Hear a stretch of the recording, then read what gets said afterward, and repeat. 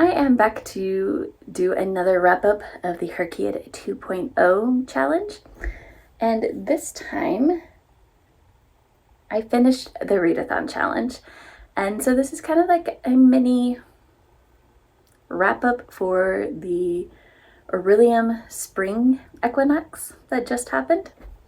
Or at least you're going to find out which books I did use to complete the challenges. I do Hearthskeeper, and so I was doing those. There's 4 prompts for that. And the first one was a reread, and I used Dealing with Dragons by Patricia C. Reed. And this is a wonderful fantasy fairy tale-esque story that I have been rereading for years since I was a teenager.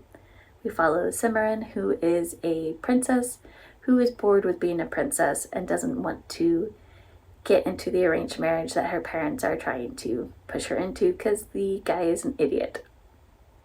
And she runs away and becomes a princess to a dragon. And yeah, it goes from there. Very much takes very familiar fairy tale tropes that we know and like twists them and plays with them. And if you've never read this, you definitely should. I think this holds up to the passage of years. And then another prompt I had was to read a bestseller. So I went to the New York Times bestsellers, and Dungeon Crawler Carl was on that list.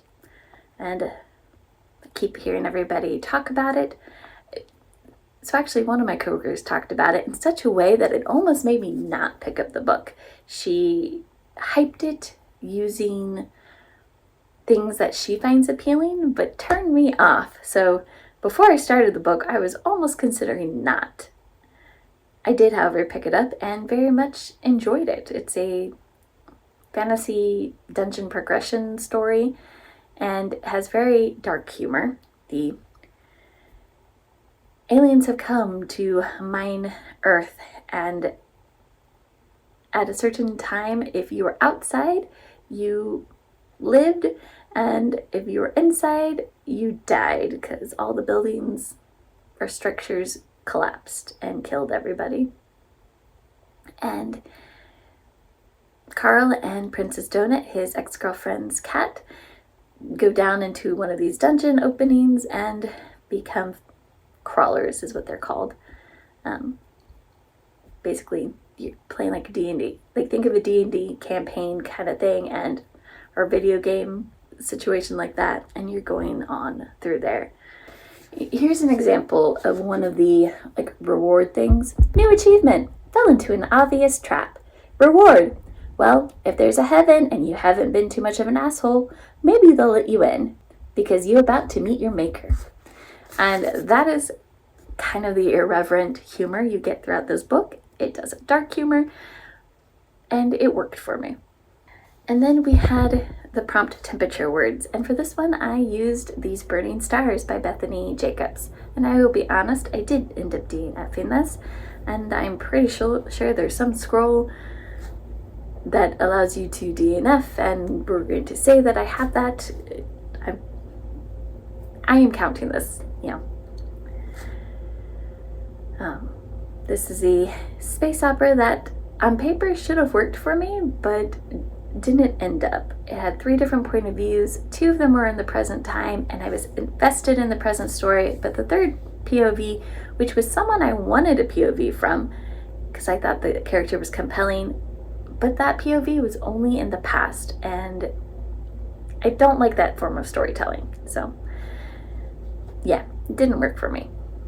Mostly doesn't. There's very few books where that device of one person's POV is only in the past does work. And then the last prompt was for restoration. And I just realized I put what the class was, not what the actual prompt was. But the prompt, or the book I chose for it, was Atmosphere by Taylor Jenkins Reid.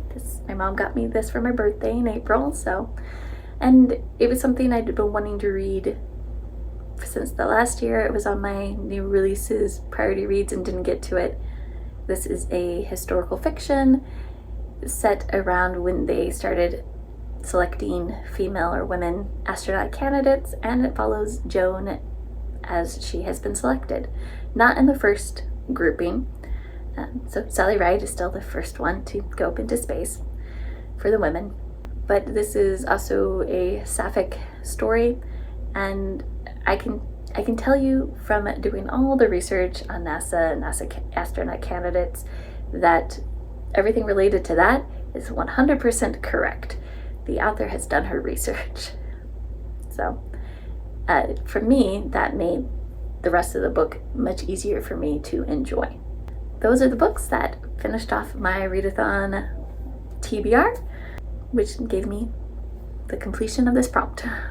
If you've read any of these books, I would love to know what you think. And I am planning to have further book reviews come out about each one of the books I have read. This was just a short little synopsis. Thank you, and have a great day.